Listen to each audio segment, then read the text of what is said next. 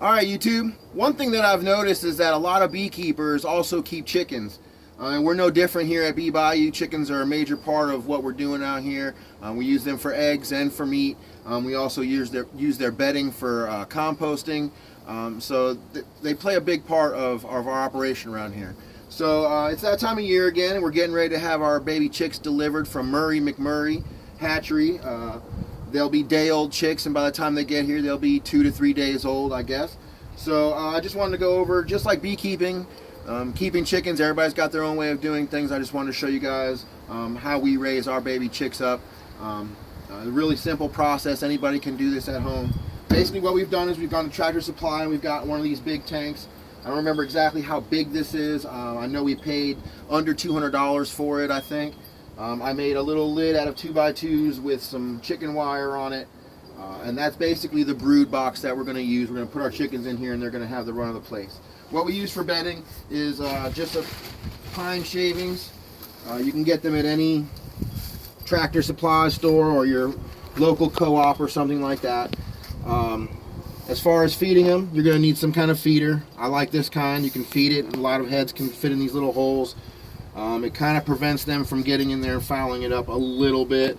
It's not the best thing in the world, but it works. Chickens are messy. That's that. The next thing you're going to need is a waterer. I put mine on a brick in here. Fill the bottom with pine shavings, and when we get the chicks, we'll put them in there. As far as feeding them, you're going to want to get a starter grower, something for chicks. You don't want to get a layer or anything like that. We like to use starter grower pellets. Another thing that's really important for your new chicks is to get some chick grit. That's how chicks digest their food, is to grind it up in the crops of their crops, and they use stones and pellets in the wild to do that.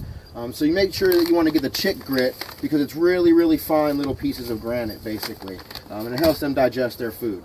So that covers their food, their bedding. You give them fresh water as they grow. We'll advance them up to a bigger waterer as they become young pullets. Like I said, we've made a lid for this thing, and it just rests over the top of it so no critters can get in here and kill the babies. And then you would put a heat lamp in here to keep them warm. We use a 250-watt heat lamp, and that'll stay on. You want to keep them around 95 degrees when you first get them. You can go down about 5 degrees each week, and at about 8 weeks they'll be ready to put in with your mature chickens. So we're ready to go here, just waiting on our chickens.